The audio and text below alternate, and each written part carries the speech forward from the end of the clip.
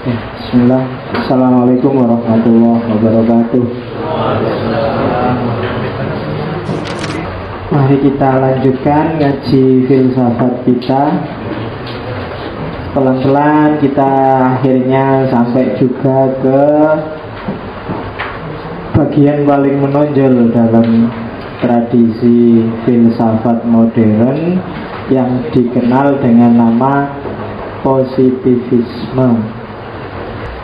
Malam ini kita ketemu orang Perancis lagi, Auguste Comte. Cuma kalau lidah Jawa agak susah kalau belakangnya ada d-nya itu. Jadi baca aja Auguste Comte. Nah, itu lebih gampang. Dia adalah bapaknya filsafat positivisme. Apakah positivisme? Positivisme itu dari akar kata positif yang artinya adalah yang faktual. Jadi positif di sini maknanya deskriptif, tidak normatif. Bukan positif, wah kamu harus berpikir positif ya, bukan itu. Tapi makna deskriptif. Jadi positif itu berarti yang faktual, bukan positif yang konotasinya nilai, yang norma, yang lawannya negatif itu. Jadi positif di sini artinya yang faktual, yang nyata. Kalau saya ngomong faktual berarti yang bisa diakses oleh panca indera. Karena panca berarti ada 5, bisa dilihat, bisa diraba, bisa didengar, bisa dirasa, bisa dirasa dikecap, bisa dicium. Jadi harus bisa diobservasi oleh panca indera. Semua yang nggak bisa diakses oleh panca indera berarti dia tidak positif, tidak faktual, dan tidak bisa dijadikan basis pengetahuan. Jadi pengetahuan itu harus tentang yang faktual. Apa tidak bisa Pak pengetahuan tidak faktual? Ya bisa saja. Cuma katanya kelompok positivisme, pengetahuan yang tidak faktual itu meaningless, nggak ada gunanya. Nggak ada gunanya itu mungkin bisa benar sih, cuma ya buat apa, mau nggak jelas. Makanya filsafat yang ngomong yang tidak faktual itu kan berarti metafisika. Filsafat yang ngomong metafisika kan julukannya filsafat spekulatif, spekulasi, filsafat kira-kira. Alam ini ada penyebab pertama, itu kan kira-kira, diakal-akal pakai pikiran, nggak tegas. Sehingga positivisme punya kecenderungan anti metafisika. Oke. Karena itu kelompok positivis mengkritik pikirannya Immanuel Kant tentang fenomenalisme. Immanuel Kant kan bilang tidak ada sesuatu di luar fenomena. Teh ini sekedar teh, barangnya sendiri orang nggak bisa ngakses. Begitu tak lihat, tak pahami, itu teh menurut aku. Kalau katanya kelompok positivis ya enggak gitu. Ya teh yang kamu lihat ya itu teh yang sebenarnya. Orang lain juga melihat kayak kamu lihat kok. Kalau nggak percaya coba tanya aja. Ini warnanya apa? Semua akan bilang coklat. Ini warnanya apa? Semua akan bilang bening. Kalau ada yang bilang ini hijau Pak, buta warna. Oke. Jadi kelompok positivis anti fenomenalisme. Enggak. Yo sesuatu yang nggak bisa dijangkau ya nggak bisa jadi pengetahuan dong. Nggak bisa dibahas, ngapain diomong. Fenomena ya apa yang kita lihat itu fenomena sudah. Itulah fakta. Apa yang kita dengar, apa yang kita cium, apa yang kita raba, itulah fakta. Bahwa itu versiku, versimu, enggak, ada yang sama kok. Enggak mesti versiku sama versimu mesti beda. Kalau urusan fakta biasanya orang melihatnya sama kok. Yang nggak sama itu kan terus ditafsirkan, dicari-cari yang nggak penting terus jadi nggak sama. Pengetahuan itu harus objektif, universal, katanya kelompok positivisme. Kalau dia subjektif ya nggak bisa jadi pengetahuan. Maka positivisme mengasumsikan beberapa hal. Yang pertama, asumsi tentang kayak semua para filosof Prancis rasional yang lain, bahwa alam semesta ini punya sunnatullah,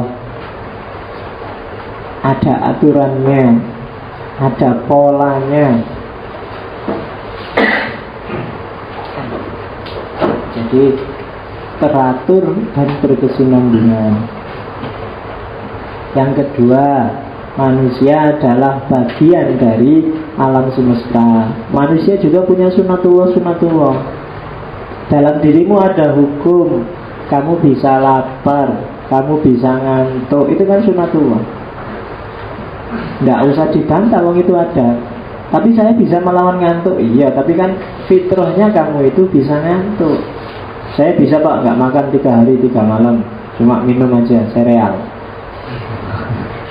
Iya, tapi fitrahnya kamu butuh makan. Loh, tapi kalau Allah mengizinkan, enggak, itu urusan lain. Faktanya kamu butuh makan.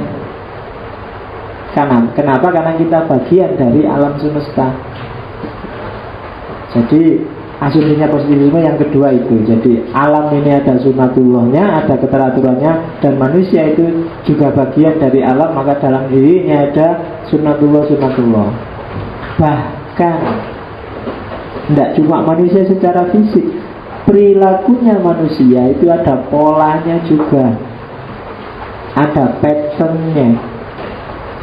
Yang kamu anggap subjektif, ini psikologis loh pak, versi saya pak. Kalau hari ini itu sudah dibongkar oleh teori-teori DNA, teori-teori struktur sel, teori-teori kromosom, teori-teori zat-zat kimia yang ada dalam tubuhmu. Kenapa kamu marah, kenapa kamu gampang tersenyum, kenapa kamu jadi orang yang ceria, kenapa?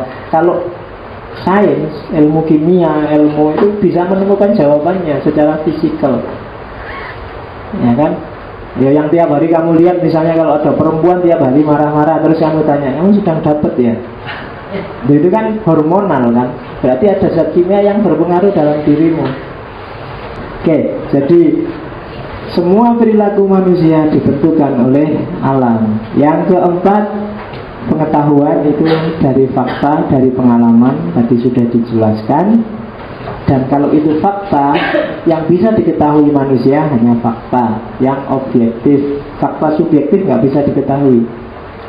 Tapi kan saya bisa cerita pak. Begitu kamu cerita, ceritamu jadi fakta yang objektif, sehingga orang bisa tahu. Kalau masih kamu simpan di batin, ya orang nggak bisa tahu. Orang bisa tahu dari manifestasinya, dan itu bisa keliru. Karena itu fenomena subjektif nggak bisa dijadikan patokan fakta. Jadi pengetahuan itu dasarnya selalu fakta yang objektif. Terus tidak ada sesuatu yang self-evident. Self-evident itu terbukti dengan sendirinya. Dia harus dibuktikan, dia harus diakses. Tidak kayak ilmu laduni. Kalau ilmu laduni itu kan self-evident. Kalau orang-orang positivistik tidak percaya ilmu laduni, tidak percaya self-evident. Nah, ciri-cirinya sekarang. Ciri-ciri positivisme.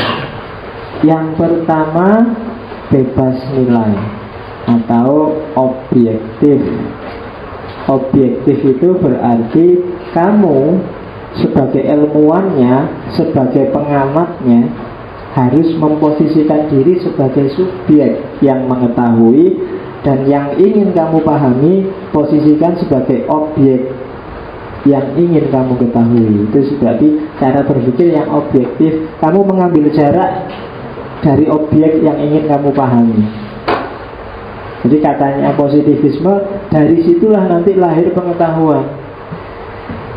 Apa tidak bisa pak subjektif murni? Tidak bisa. Kalau subjektif murni nggak akan ada pengetahuan yang universal. Pengetahuannya pasti pengetahuan yang subjektif. Apa-apa yang terlalu dekat apalagi campur itu tidak akan kelihatan jelas. Kamu ngerti tembok itu warnanya hijau kan karena ada jarak antara kamu dengan tembok. Kamu sebagai subjek, temboknya jadi objek. Coba kamu wajahmu tempelkan ke tembok, tidak akan jelas. Itu warnanya hijau atau putih tidak jelas. Yang kedua, fenomenal. Jadi hanya yang bisa jadi pengetahuan hanya fenomena. Fenomena itu ya yang bisa diakses oleh panca indera. Di luar itu nggak bisa. Kamu ngomong tentang jin, tentang apalagi setan, tentang pikiran, tentang itu kan semua nggak bisa diakses. Jatuh cinta, tentang kesedihan, tentang kerinduan, itu kan semua nggak bisa diakses oleh panca indera. Dia tidak fenomenal. Kalau tidak fenomenal berarti dia tidak akan bisa jadi pengetahuan yang positif.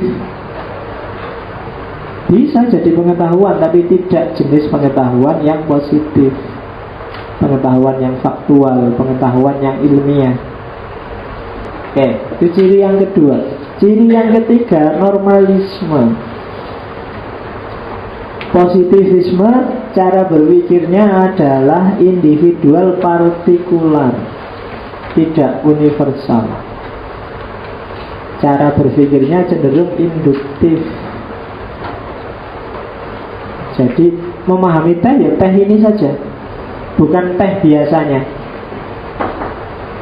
Itu normalisme. Faktanya teh ini manis apa enggak ya? Oh enggak apa-apa, yang ngasih takmir biasanya manis. Jangan, akses dulu, minum dulu, simpulkan dulu. Jangan universalitas, tapi partikularitas. Karena fakta itu sifatnya partikular. Jangan diambil umumnya, ambillah khususnya. Itu normalisme. Terus yang keempat, reduksionisme. Reduksionisme itu alam semesta direduksi hanya pada yang bisa diakses oleh panca indera. Di luar itu enggak. Apa sih alam semesta itu? Alam adalah semua yang bisa diakses oleh panca indera kita. Di luar itu bukan bagian dari alam semesta. Ada dimensi keenam, ada denda, ada apa dunia di balik kenyataan, enggak. Ada alam gaib, enggak. Yang ada hanya alam fakta. Dan setelah reduksionisme ada naturalisme. Kalau naturalisme ya fakta itu basisnya ada pada nature, ada pada alam. Penjelasannya harus penjelasan alamiah. Dan alam itu bekerja, ada sunatullahnya. Maka ciri yang terakhir mekanistik, mekanisme. Ada patternnya sendiri-sendiri, ada polanya. Ayat alam ini kayak mesin yang besar. Jadi objektif, fenomenal, normal, reduksionis, naturalis, dan mekanis. Oke. Nah, dari situ terus Auguste Comte masuk ke ilmu. Nah, ini yang terkenal kan teori hierarki ilmu dari Auguste Comte. Katanya Auguste Comte, strukturnya ilmu itu seperti itu. Semakin ke atas semakin positif, semakin ke bawah semakin kompleks. Dan ilmu paling tinggi itu sosiologi. Ilmu paling rumit, paling kompleks. Jadi matematika itu dasar semua ilmu. Makanya anak paling kecil pun harus diajari matematika. Meskipun nanti kalian kuliahnya ada yang di filsafat, ada yang di sosiologi, ada yang di teknik, ada yang di tetap, kan harus ngerti matematika. Jangan sampai lupa. Ya paling enggak kan ya matematika elementer, penjumlahan, pengurangan. pembagian dan perkalian dasar harus ngerti, karena itu basisnya kehidupan. Oke, di atas matematika ada astronomi. Astronomi ini semacam applied-nya, ilmu perbintangan. Di atas astronomi ada fisika. Di atas fisika ada kimia. Di atas kimia ada biologi. Dan di atas biologi ada sosiologi. Itu hierarkinya ilmu-ilmu. Semakin ke bawah itu semakin kompleks, variabelnya semakin banyak. Semakin ke atas semakin simpel dan semakin positif. Jadi semakin tegas ilmunya. Oke, terus fisika, kimia, astronomi, biologi, sosiologi. Nah, nanti Auguste Comte fokus membahas sosiologi. Dia termasuk yang disebut bapaknya sosiologi. Pada mulanya Auguste Comte ini menyebut sosiologi, istilahnya dari Auguste Comte. Cuma dulu sebelum menyebut sosiologi dia menyebutnya sosial fisik, fisika sosial. Yang istilahnya agak rancu kalau hari ini. Kalau di Indonesia ya jurusan fisika ya fisika, sosial ya sosial. Tapi sebenarnya cara berpikir zaman itu, berpikir tentang dunia sosial itu kayak berpikir tentang fisika. Ada hukum-hukum pastinya. Makanya sosiologi itu kan kayak ilmu pasti. Ada masyarakat kota, ada masyarakat desa. Masyarakat kota cirinya individualis, perhitungan, susah diajak gotong royong. Masyarakat desa cirinya gotong royong, kerjasama, tidak gampang perhitungan. Ada Gemeinschaft, ada Gesellschaft. Itu kan kayak memastikan, padahal ini tentang manusia. Tapi memang zaman itu sosiologi sifatnya ya kayak gitu, kayak fisika. Pasti. Kamu orang desa apa orang kota? Oh, orang desa. Cirinya apa desa? 1, 2, 3, 4. Cirinya apa kota? 1, 2, 3, 4. Kan selalu gitu. Kalau desa itu cenderung agak negatif, belum maju. Kalau kota itu berarti sudah maju. Nah, itu kan kayak fisika, kayak 1 tambah 1, 2. Padahal apa iya begitu. Oke, terus ya, kenapa disebut fisika sosial? Karena caranya pakai reasoning and observation, pakai akal dan observasi. Di luar itu nggak diakui. Jadi keywordnya positivisme itu masuk akal dan faktual, itu aja. Di luar itu nggak diakui oleh orang-orang positif. Kalau nggak masuk akal, nggak ada faktanya, ya enggak. Bahkan ada masuk akal dok, tapi nggak ada faktanya juga nggak diakui. Itu namanya spekulasi. Tujuannya sosiologi yang memahami masyarakat, baik aspek dinamisnya maupun aspek statisnya. Dan setelah belajar sosiologi, setelah kenal dinamika dan statika sosial, selanjutnya harus berusaha melakukan rekayasa sosial. Gimana baiknya terusan? Itu idealnya kalau di bukunya Auguste Comte. Nah, sampailah kita pada teorinya Auguste Comte yang sangat terkenal. Mungkin teman-teman pernah dengar teori ini, bahwa masyarakat itu berkembang dari fase teologis, kemudian naik kelas ke fase metafisik, kemudian naik kelas ke fase positif. Nah, ini perkembangan sejarah sosialnya manusia. Dari teologis jadi metafisik, jadi positif. Coba kita lihat satu-satu ya.